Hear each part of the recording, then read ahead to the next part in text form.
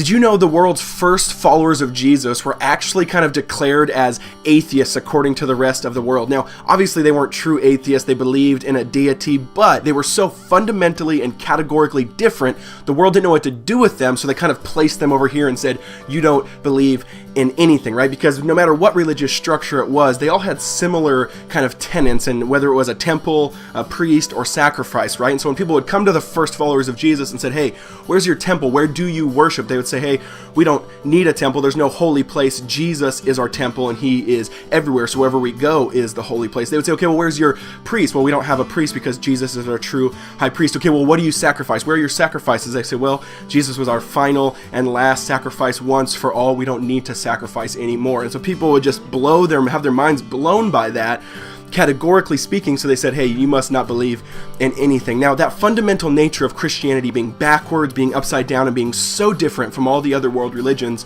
we've completely lost, right? We are lumped in now in the Western world with all these other world religions, and they're seen very similar. Now, when I say religion, I don't mean institution, I don't mean church. Those things are great and beautiful, and community is awesome. But we need to juxtapose this kind of this what the society sees as religion, which is really what you have to do to get to God, what ladder you have to climb to get to heaven, whatever it is, and juxtapose that with, man, Christianity is upside down from that, right? All other world religions say this is what you do to get to God. Christianity says, no, you're an idiot, you suck. Jesus came down and got us even when we didn't want him. Religions are all about what you do. Christianity is all about what Jesus has done. I mean, I always think of a lot of world religions making this list of what you have to do, when Jesus is kind of like this eternal paperboy, right? That kind of comes to earth in this explosive manner and kind of declares yesterday's news. He declares, this is true, this is what's happened, it's your option to go out in the lawn and pick up the paper and bring it in and believe it, or to leave it out there and pretend like it doesn't exist. You can come under it or you cannot, but it's news. It is good news. It has already happened. It is true. It is fact that God in the person and work of Jesus has come and brought restoration to all things, has brought new life and new creation. Do you see it like that is the question. And so I don't know whether you are a Christian or if you're not, but do you see that, man, Christianity fundamentally is about what God has done for us, because that produces totally different dynamic than anything else that we like to follow. The other one just produces pride. Either you make this list and you do it, or it produces fear, thinking that God's going to throw a lightning bolt on you. But Christianity has this real, humble, confident joy because it depends on someone else.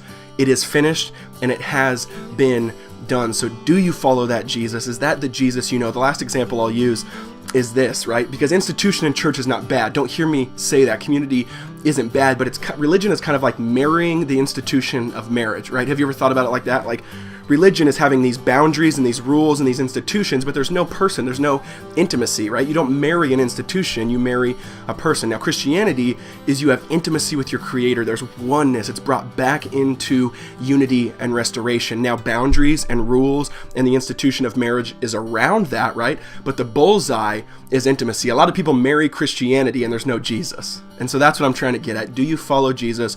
Do you let his grace and what he has done kind of push you forward into growth?